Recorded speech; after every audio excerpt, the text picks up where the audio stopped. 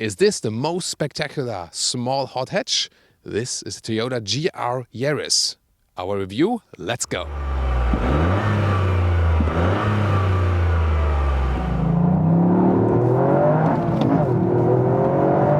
The spin, so you can do it like this.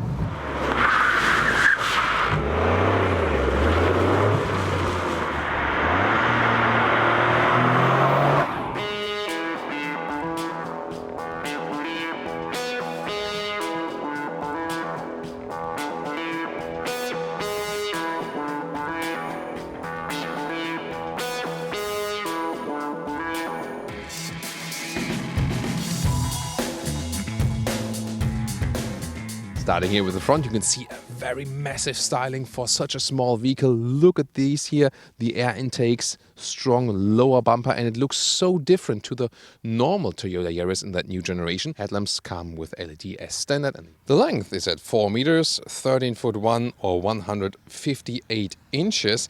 That's a couple of centimeters, a couple of inches longer actually than the normal new Yaris generation. And the interesting thing is that this here is a platform mix. So in the front, the GAB platform, so the Yaris platform in the front, and in the rear to house this all-wheel drive, the GAC platform, so the one of the Corolla or the CHR in the rear. The normal drive would be 60% in the front, 40% of the torque in the rear.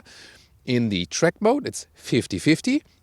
In the sports mode, it's 30% in the front, 70% in the rear. Also interesting is that the roofline here, especially in the lower area here, right there, in comparison to the normal Yaris version, here is lowered by about 9 centimeters or 3.5 inches, so really substantial. And this car is just so much sportier than also here in that side profile.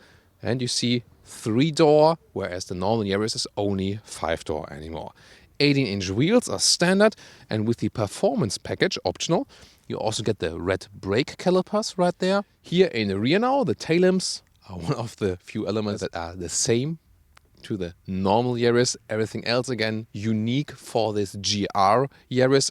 Also these performance exhaust here, really massive for such a small vehicle, and a very strong diffuser in the lower end. Top speed, by the way, 230 kilometers or 140 miles per hour.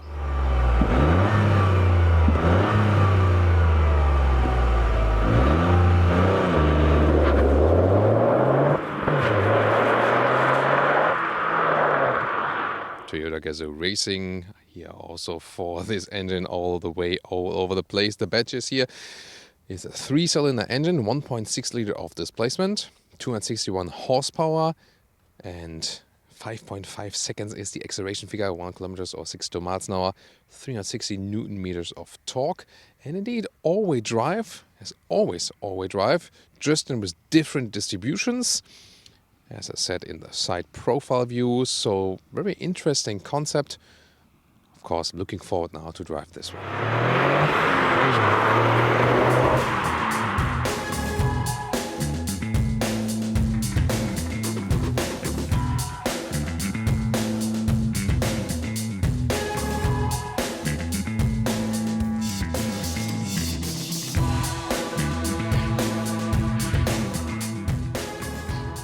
These sports seats make a very good first impression. So here like this, they're in the lowest position, and 1.86 or 6 foot 1 still works here as for the headroom. And considering it's a really small car, okay, a little bit, a little bit longer than the normal Yaris in here in this case, but considering it's a small vehicle here, steering up and down in out smooth process, you still find a good seating position here even as a tall driver, so actually quite comfortable. Accessing the rear is only possible then from here, this side. There it slides forward, and then getting inside is not too easy, so let's try that. And well, I mean, it's a platform mix here in the rear, but headroom wise I have to have my spine all the way relaxed actually. And if I then look over here to the driver's seat, that would not really work. Interior overview, it is not something you would consider as calm. We have a lot of different design elements right here. Steering wheel quite compact, sporty. Right side here for the cruise control. Left side to control something, of that smaller screen and for the volume. 8-inch screens, told you earlier, standard. You can put your smartphone here and then have a longer cable going right there. This is possible. Cubby hole here, but I mean, if you go racing, probably not the best idea. What is cool is that we still have the classic climate knobs here, so this is really easy to control. Sumo deals to the screens and the instruments. Lower part, we also have a 2-level heating for the seats, USB-A connection as well. And then here's an interesting drive selector here, the normal mode. You remember 60% in the front torque, 40% in the rear. Track mode, 50-50 distribution. Sport mode, then this goes for 30% in front, 70% in the rear for this rear wheel biased. And we'll test it on the track. 12-volt power supply. Then the 6-speed manual gearbox here, short ways and pretty crisp to put that in. Manual handbrake, and this is really important for this rally feature. And the interesting thing is, developed from the WRC, here's also this WRC badge. So you can pull the handbrake and then it blocks the rear wheels, but still you can drive further with the front wheels, for some rally style action. Not too much to show you here. Classic analog instruments. The check engine light, of course, goes away when I really turn on the engine like this, and then we can also rev it up, yo yo yo. And in the middle part you can see the visualization there as well. This is just a small screen that you have a digital speed, for example, just to have a little bit better overview of how fast you're actually going in this really, really fast small car.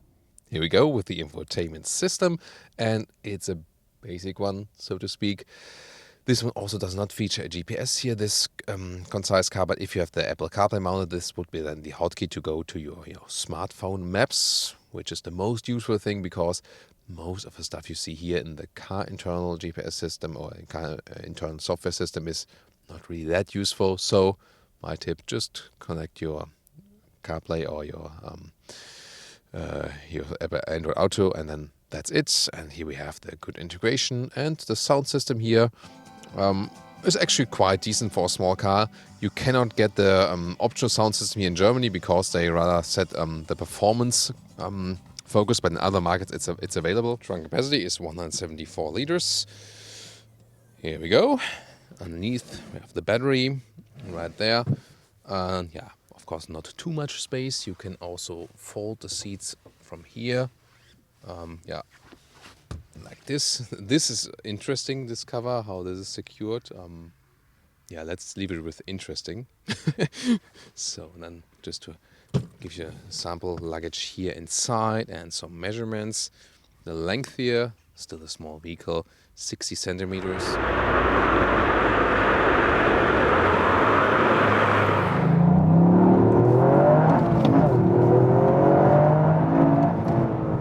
Welcome, Thomas's Active Driving Lounge. This was almost 100 kilometers an hour, and we're in this track mode, 50-50 distribution from that all-wheel drive here on the wet track. And yeah, it's interesting to watch the cameraman on the co-driver seat. You're getting all over the place. This is a beast, a small beast. Look at that, very crisp manual gearbox. 150, 160 kilometers an hour. Wow, now hard on the brakes. I have the IMT mode activated. This gives us some throttle blips. So when I, let the clutch go. Now a little bit wet road here once again. You heard that maybe. And now when I'm shift back, also the RPMs are even out. So I'm right there in the right RPM region once again. Really cool.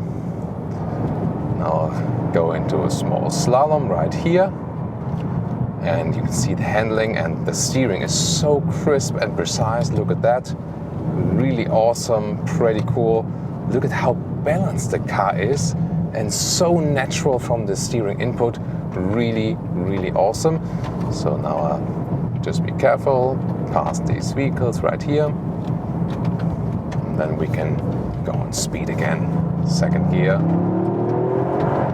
Wow, that sound is really awesome. And I mean, the road is really quite wet and still I have so much traction, and I can accelerate this car out with that all-wheel drive. So at the moment, again, the 50-50 distribution, look at that. It It's really feeling like a true rally car. This is, wow, hardly have ever experienced such a WRC feeling in a normal production vehicle.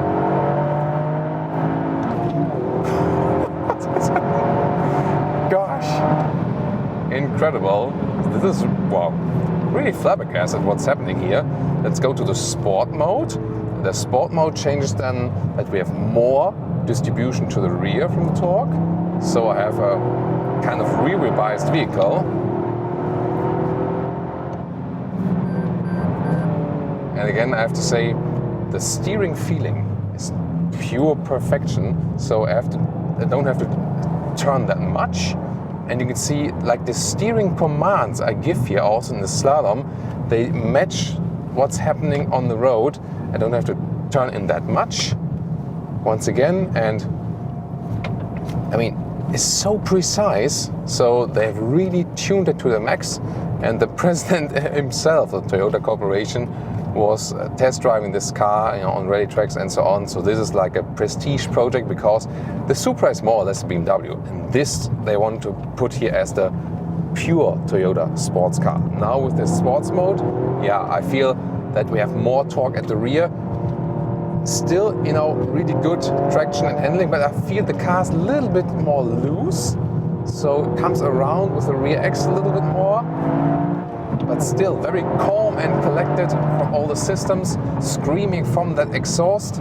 And I could very well imagine, I mean, just put a rolling cage in that one here, other tires maybe. And maybe like this, like a true bucket seat or something. And then you can just go and drive like semi-professional rallies and so on. And this is the reason why you really feel this was reverse engineering. So they started from this WRC car and then went to the production car. And I must say, I'm really, really impressed of what they've done here.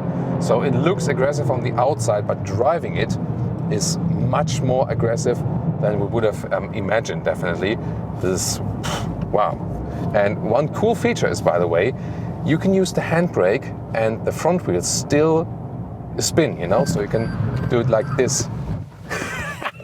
God, this is so amazing. You've seen that? Let's do it again.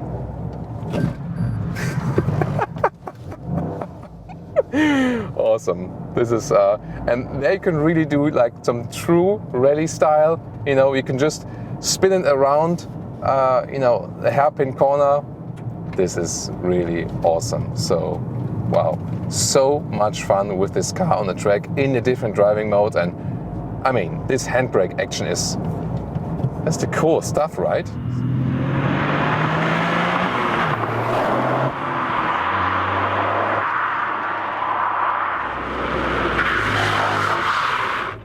And now to our conclusion for today with the all-new Toyota GR Yaris.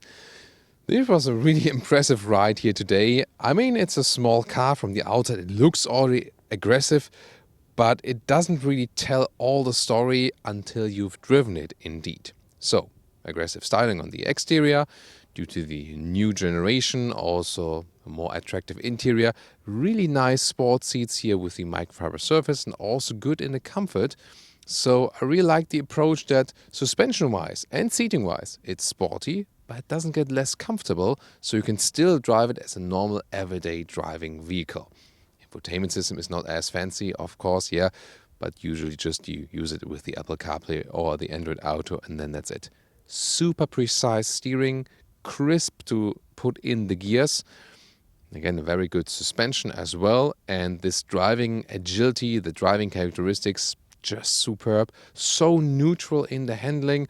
Always a great grip from this all-wheel drive and a very impressive performance for this small car segment. And of course, so much fun with the handbrake, rally style. Of course, just something for the closed circuit.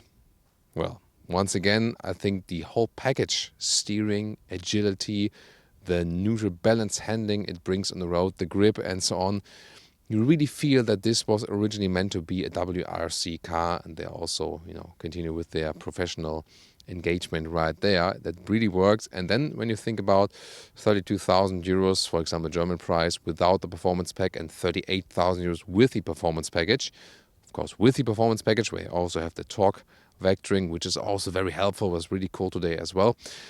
But still, when you remain under 40,000 euros or dollars for such a performance here, this really means something. So from the sporty driving fun, I think next to Mazda MX-5 at the moment, one of the best price performance ratios here for sporty cars on the market.